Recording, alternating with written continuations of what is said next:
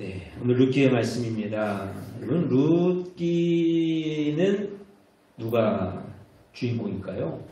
누구의 이야기일까요? 당연히 하나님이 주인공이 되시죠. 그렇죠? 성경의 모든 말씀은 하나님이 주인이 되어 주시는데, 그래도 이제 인간적인 편에서 이제 주역이 되어지는 사람은 누군가라고 할 때 룻기의 주인공은 당연히 룻이 되어줘야 돼요. 근데 막상 이 룻에 관한 이야기는 별로 없죠. 그렇죠? 나오미의 이야기가 많고 보아스의 이야기가 많고 룻의 이야기는 그렇게 많지는 않은 것 같아요. 어쨌든 룻기의 주인공, 룻기는 룻의 이야기입니다. 룻은요, 여러 가지 어려움을 겪게 되어지죠. 결혼을 했는데 남편이 일찍 죽게 되어지고 또 자녀도 없는 상황이에요. 그런 상황 속에서 또 시어머니 되는 사람이 너는 네 갈 길 가라. 근데 이제 이 룻은요, 아니다. 저는 쫓아가겠습니다. 라고 이야기하죠. 쫓아간다라고 하는 이야기는 내가 이제 시어머니를 공경하겠습니다. 공양하겠습니다. 어떤 그런 의미잖아요. 그런 여러 가지 어려움의 일들을 겪었어요.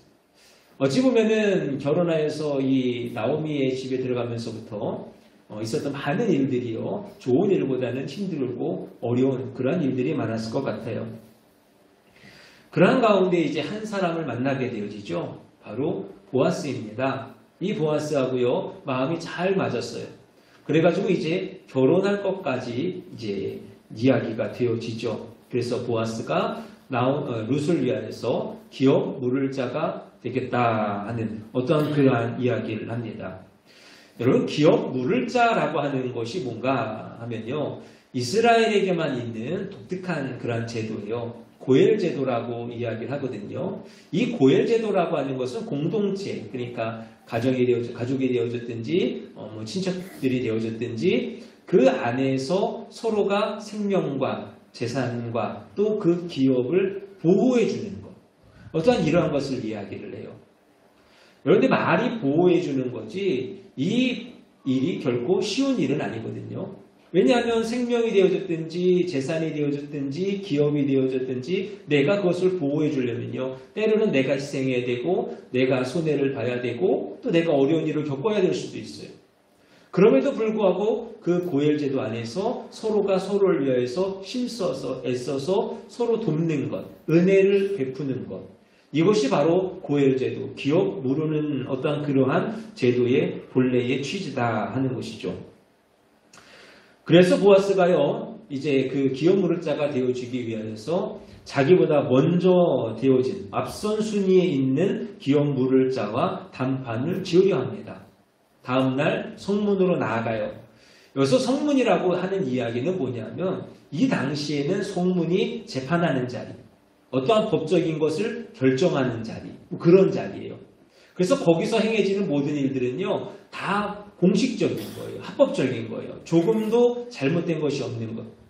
그러니까 이 보아스가 룻과 결혼하는 어떤 그 기업을 무르는 것에 있어서의 합법적인 절차를 진행하고자 하는 어떤 그러한 의도가 되어지는 것이죠. 자, 그러는 가운데 얼마의 시간이 지났습니다. 마침 기업 물을 자가 지나가는 거예요. 그때 이제 보아스가 그 사람을 잡아놓고 또 10명의 장로들, 증인들을 함께 앉게 하고는 그에게 묻습니다. 엘리멜렉이라고 하는 사람이 있는데 그가 모압 지방으로 이제 이주를 하게 될 때에 그의 땅을 다 팔았다고 하는 거죠.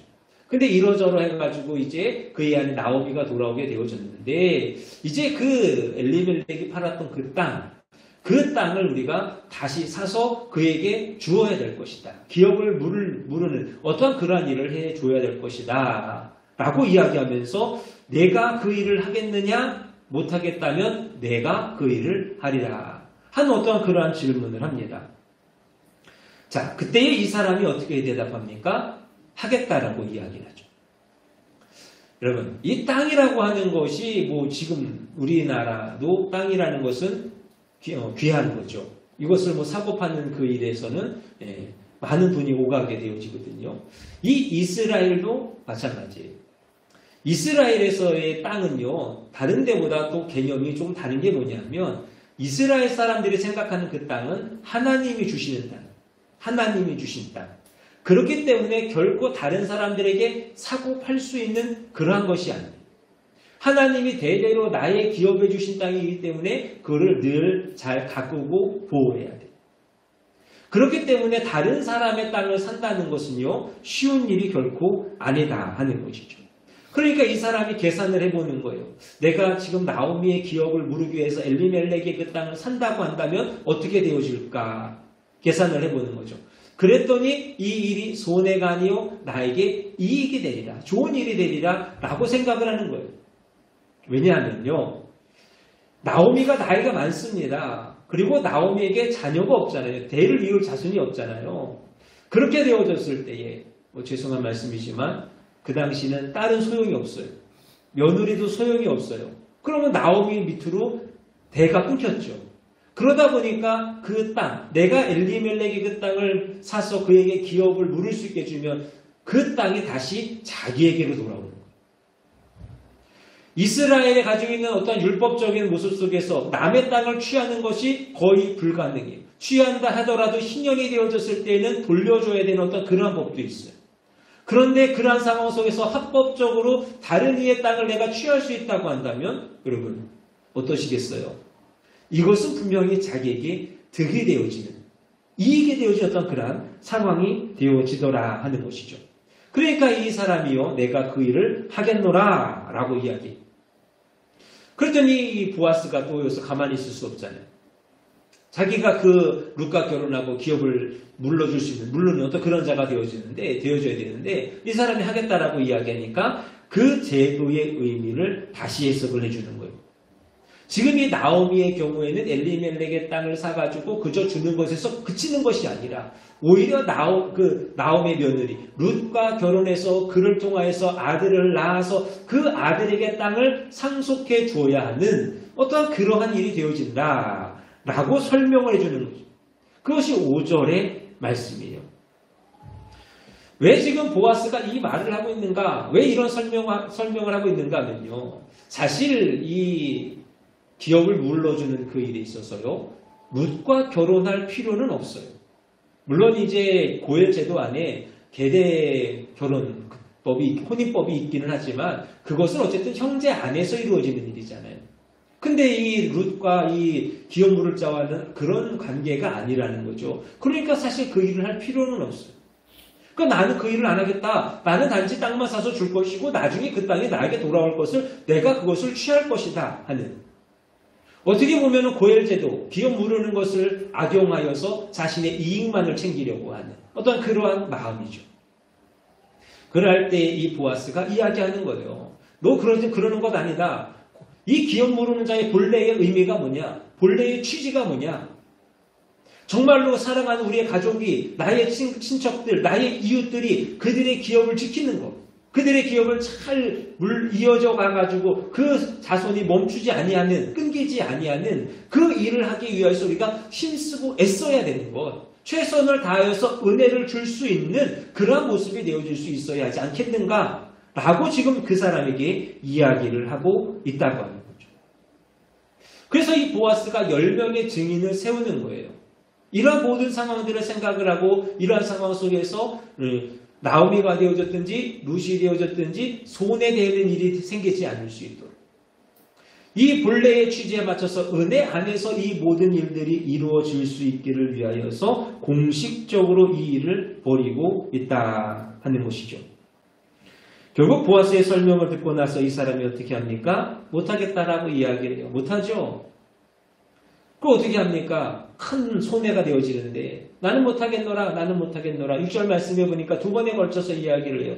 나에게 손해가 와서 될 수 없고 나를 위해서 좋은 일이 아니니 나는 이 일을 못하겠노라. 그러니 내가 나 대신 이 일을 해라. 라고 이야기합니다. 여러분 방금 전까지만 해도 어떻습니까? 내가 기업을 무르게 되어졌을 경우에 분명히 나에게 이익이 되어지는 거예요. 나에게 좋은 일이에요. 그러니 내가 그 일을 하겠다라고 이야기를 해요. 근데 보아스가 다시 한번 설명을 합니다. 본래의 취지가 뭐냐? 내가 은혜 안에서 이 모든 일을 해야 되지 않겠느냐? 라고 했을 때 나는 할 수 없노라. 라고 이야기하고 있는 이 사람.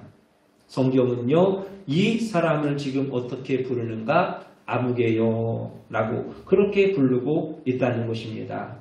여러분, 이 사람을 향하여 지금 아무개요라고 부르는 것, 바로 옆에서 친척과 이웃이 곤고함 속에서 나의 사랑과 또 나의 마음과 나의 호의를 기다리고 있는데도 자기에게 손해가 되어지면 안 하겠다라고 말하는 이 사람. 이것저것 다 계산해 보면서 나에게 이익이 되어야만 하겠다라고 결정하는 이 사람. 이 사람을 본문은 아무개라 부르고 있다는 것입니다. 정말로 보아스가 이 사람의 이름을 모르기 때문에 아무개라 부르겠습니까? 아니잖아요. 성문에서 그 사람을 기다렸어요. 그 사람이 지나가기까지 기다렸다가 그 사람을 데려다가 이 일을 지금 하고 있는 거예요. 그러니 보아스가 이 사람이 누구인지 충분히 알고 있다 하는 것이죠. 그러나 룻기의 저자는요, 그 사람을 향하여서 이야기하지 않는 거예요. 기록하지 않는 거예요. 그저 그렇고 그런 사람일 뿐이라는 것이고 이름을 밝힐 가치가 없다는 그러한 의미입니다. 자, 그러면 이 사람이 정말로 그저 그런 사람일까? 아무런 가치가 없는 사람일까? 그것도 아니죠. 다시 한번 말씀드리지만 땅을 물을 수 있도록, 기업을 물을 수 있도록 해주는 일은요, 많은 재산이 들어가는, 그렇지 않습니까? 많은 재산이 들어가는 일이에요. 그 일을 할 만큼의 재력이 있는 사람이 이 사람이에요. 또 많은 이들이 그를 알고요, 그 사람이 결정하는 것에 따라서 움직여질 만큼의 유명한 사람이 아무개라는 사람이에요. 그리고 무엇보다도 이 아무개의 결정에 의하여서 룻의 이야기가 바뀌어질 수 있는, 새로이 바뀌어질 수 있는 어떤 그만한 영향력이 있는 사람이 바로 이 아무개라고 하는 사람이에요. 그런데 왜 이 사람을 향하여서 그저 이름도 없는 아무개라 이야기하고 있는가? 세상에서는 이 사람을 유명자요, 또는 영향력을 많이 끼칠 수 있는 그러한 사람이요, 또는 재력이 많은 사람이요, 그렇게 이야기할 수 있겠지만 신앙 안에서, 말씀 안에서 이 사람은요, 그저 그런 이름을 밝힐 그러한 가치도 없는 그러한 사람에 불과하다 이야기하고 있는 것입니다. 사랑하는 여러분, 이 아무개가 과연 누구일까요?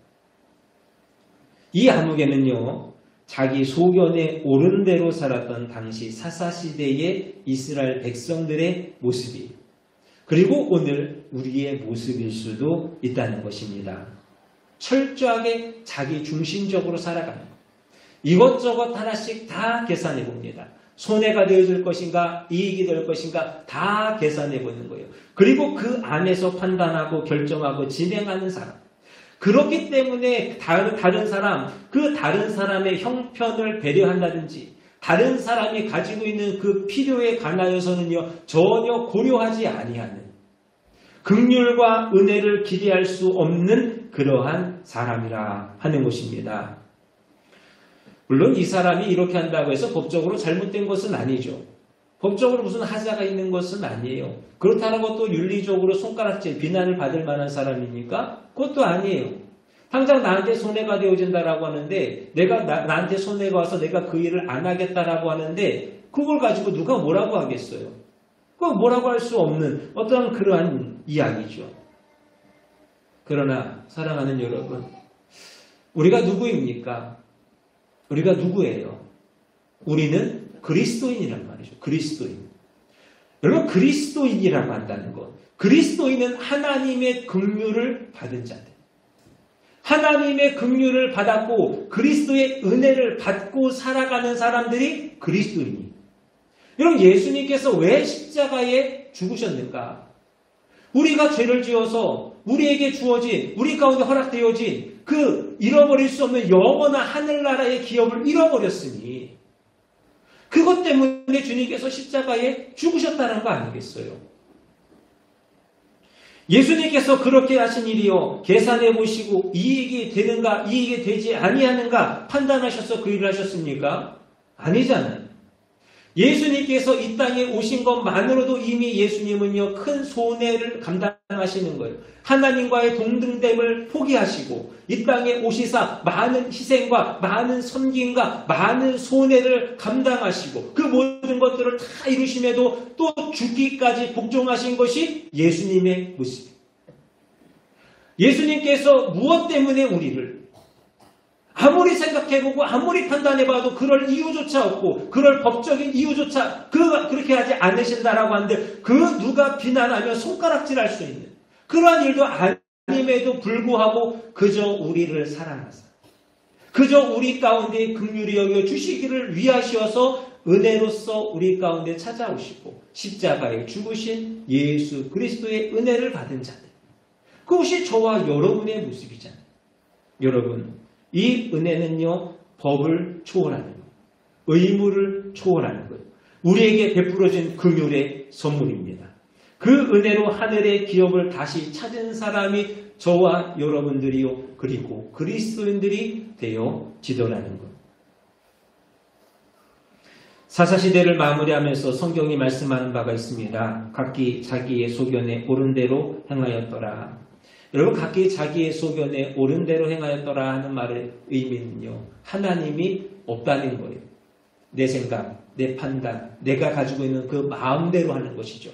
아무개의 모습과 똑같다. 단지 내가 생각하고 내가 판단했을 때 나에게 좋은 것을 하는 거예요. 하나님이 없는 거예요. 그러나 우리 그리스도인들은 어때야 됩니까? 우리 그리스도인들에게는 하나님이 계시고 하나님의 은혜가 있잖아요. 그러니 우리는요, 그 하나님의 은혜를 기억하며 살아갈 수 있어야 한다는 것이죠.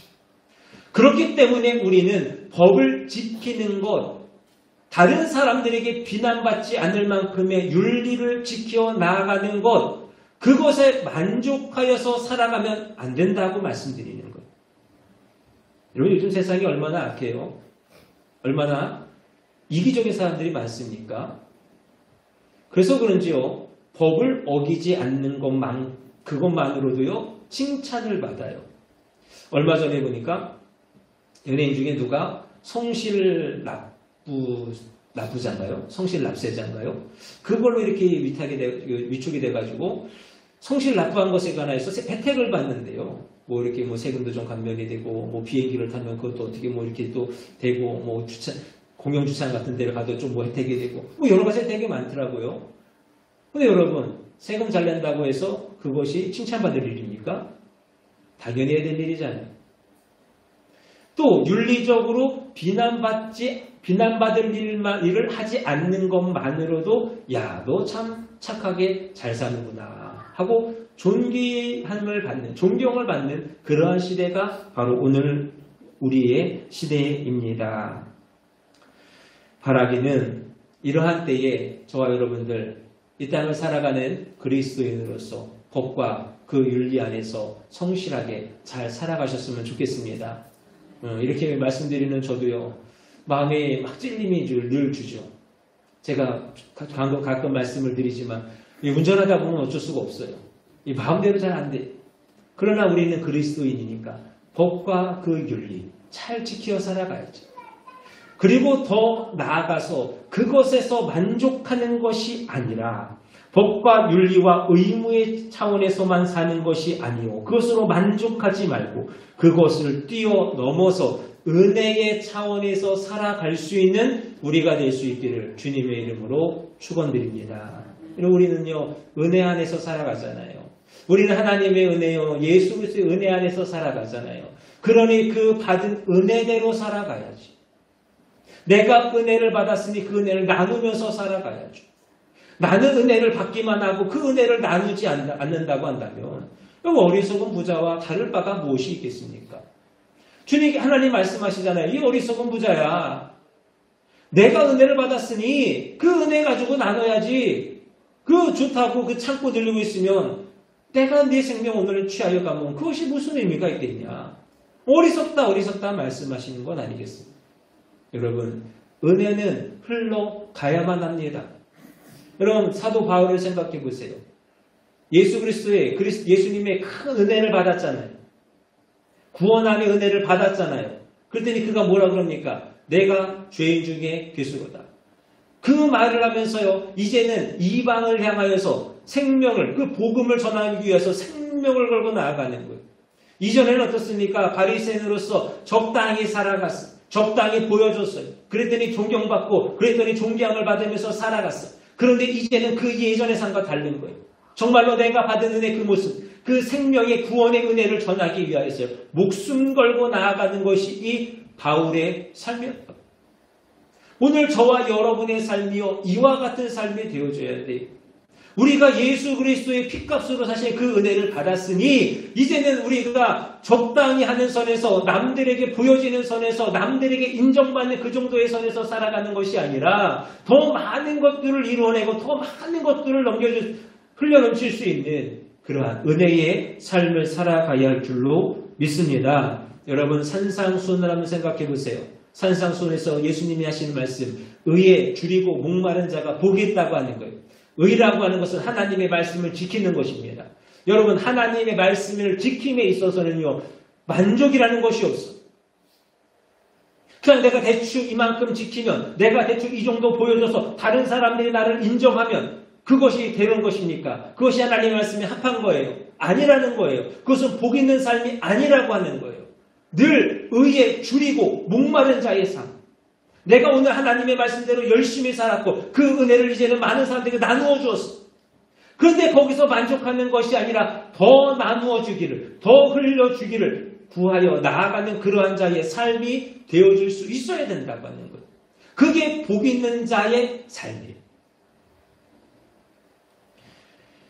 바라기는 저와 여러분들 이 말씀처럼 많은 은혜 받으신 그 은혜를 많은 사람들에게 흘려줄 수 있는 그러한 삶이 꼭 되시기를 원합니다. 나만 받는 것이 아니고 다른 사람들에게도 그 그리스도의 사랑, 그 그리스도의 은혜를 넘겨줄 수 있는, 남겨줄 수 있는 그런 저와 여러분들이 되실 수 있기를 바랍니다. 자, 그런데요. 만약 보아스가요, 오늘 본문에서 나왔던 이 아무개와 같았다라고 한다면, 비슷했다라고 한다면 어땠을까요? 나오미도 그렇고요, 룻도 그렇고요, 새로운 삶을 시작할 수는 없었을 것입니다. 그러나 보아스는 은혜의 사람이었기에 많은 희생과 손해를 감수하면서도 기업 물을 자의 은혜를 그들에게 베풀었어요. 그래서 룻은요 새 출발을 했지요. 나오미는 복된 삶을 살았다고 하는 것이죠. 그런데 보세요. 그러면 이 보아스라고 하는 사람은 단순하게 손해만 봤냐? 어쨌든 자기 재산을 들여가지고 엘리멜렉의 땅을 샀고 그것은 이제 내 것이 아니요 오히려 룻의 것. 어찌 보면 이제 그렇게 되어지는 것인데 그러면 이 보아스는 손해만 봤냐? 그것이 아니라는 거죠. 도리어 그리스도의 족보에 들어가는 영광과 특권을 이루게 되어지더라 하는 것입니다. 내가 은혜를 나누기 위하여서 내 손해를 감수하고 내가 희생하고 내가 섬기며 살아갔더니 내 주변에 있는 많은 사람들이 은혜를 누리더라. 그리고 더 나아가서 나에게도 그 은혜가 넘치더라 하는 것을 이 모습을 통해서 보여주고 있는 줄로 믿습니다. 바라기는 사랑하는 여러분, 이러한 보아스의 모습과 같이 살아갈 수 있는 저와 여러분들이 다 되시기를 원합니다. 꼭 사람에게만이 아니잖아요. 우리가 행하는 모든 일들에 있어서 우리가 살아가는 모든 그 신앙의 삶이 이와 같아야 할 줄로 믿습니다. 그래서 참으로 보아스와 같이 나로부터 시작되어지는 은혜의 역사를 이뤄가는 저와 여러분들이 되시기를 우리의 헌신과 섬김을 통하여서 하나님의 그 귀한 뜻이 땅 가운데 온전히 이루어질 수 있기를 주님의 이름으로 축원드립니다. 말씀을 정리합니다. 우리가 나의 손에 나의 이것만을 계산해서는요 결코 믿음의 삶을 살아갈 수 없습니다. 은혜의 삶을 살아갈 수 없습니다. 저와 여러분들 이 아무개의 삶이 결코 되지 않기를 원합니다. 보아스와 같이 살아가십시오. 예수님처럼 살아가십시오. 그렇게 섬기며 또 희생하며 또 섬기어 나아간 어떤 그러한 모습을 통하여서 영광스러운 삶, 은혜의 삶의 주인공들이 다 되실 수 있기를 그리하여 내가 은혜가 되어지고 또 가족이 은혜를 받고 사랑하는 이들이 은혜 안에 살아갈 수 있는 그런 귀한 삶이 되실 수 있기를 주님의 이름으로 축원합니다. 기도하겠습니다.